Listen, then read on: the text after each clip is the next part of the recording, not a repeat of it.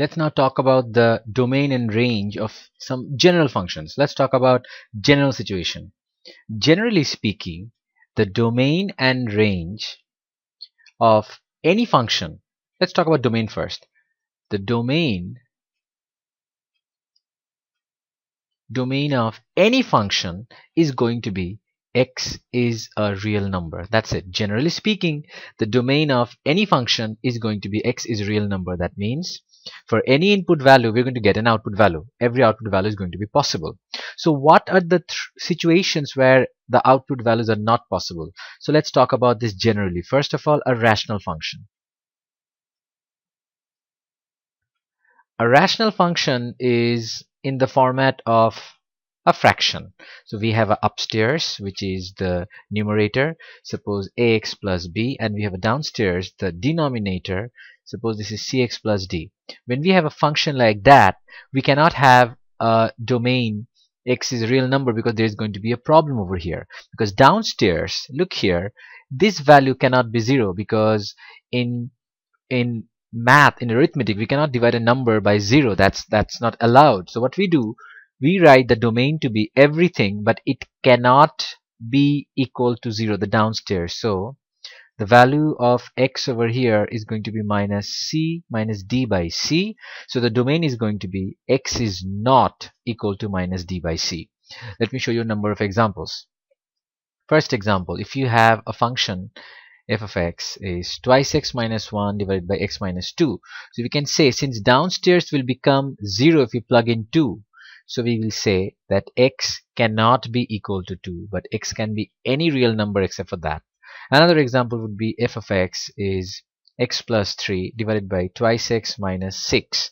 Now downstairs, if you put here twice x minus 6 equals to 0, then x becomes 3. So x cannot be 3. If x is equals to 3, 2 3 is 6, 6 minus 6 is 0. So we can say the domain is x cannot be equal to 3, but it can be any other real number. So that is the idea. The next example is for a radical function.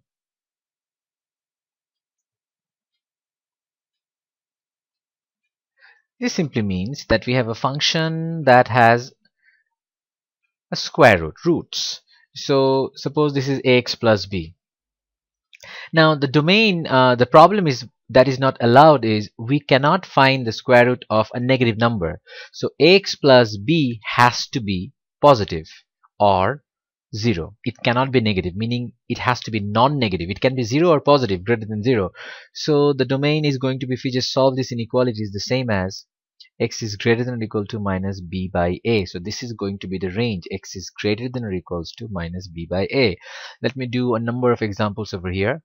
The first example, we can do f of x equals to twice x minus 1, square root of twice x minus 1. So we can see that inside the square root we have twice x minus 1.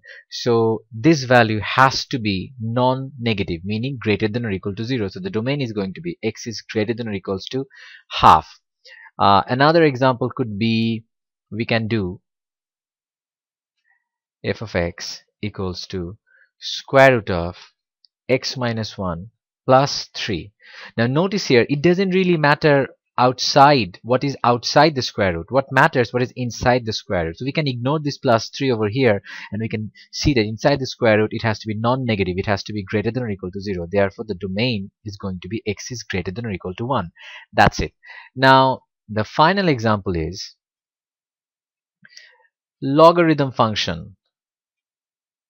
So when we have a logarithm function, let me write down the natural logarithm.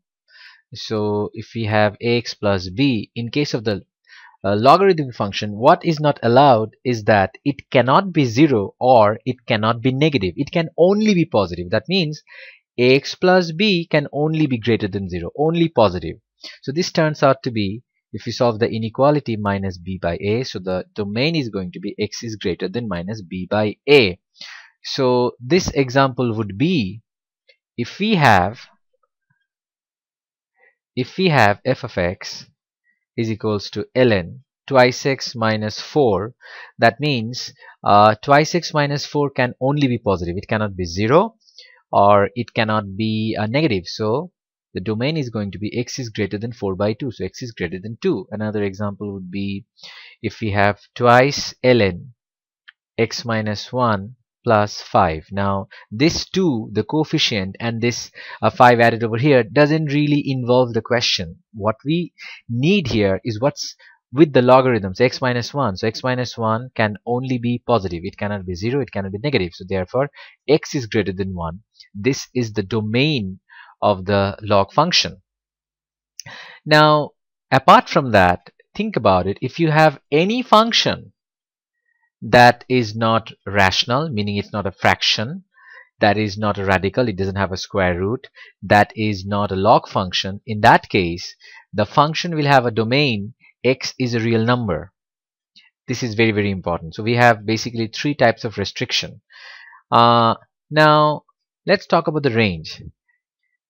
In case of range, it's a good idea to know what it looks visually, because we can figure out the range from the graph. So generally speaking, if you have a parabolic shape, if you have fx, that is a parabola, a quadratic function, ax squared plus bx plus c, the range is going to be depending on the picture. If it's a parabola like that and it has a minimum value, suppose the minimum value is a comma b, so the minimum value is y coordinate b, so it is going to be fx is greater than or equals to b, the minimum value. On the other hand, if you have a function that looks like this, the maximum value, this is the maximum value, and the turning point is ab, then in this case, so this is for minimum, function is greater than or equal to the minimum value, and if it's the maximum value, x is less than or equals to b, the maximum value. So that's it. You have to, generally speaking, you can take a look at the function. If it's a parabola, then it's greater than or equal to the minimum value, less than or equal to the maximum value, because above the maximum value there is no value at all.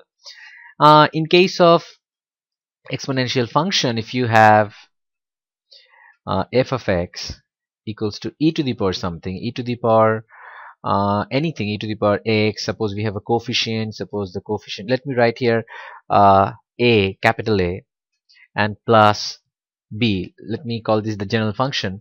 The range is going to depend on the asymptote.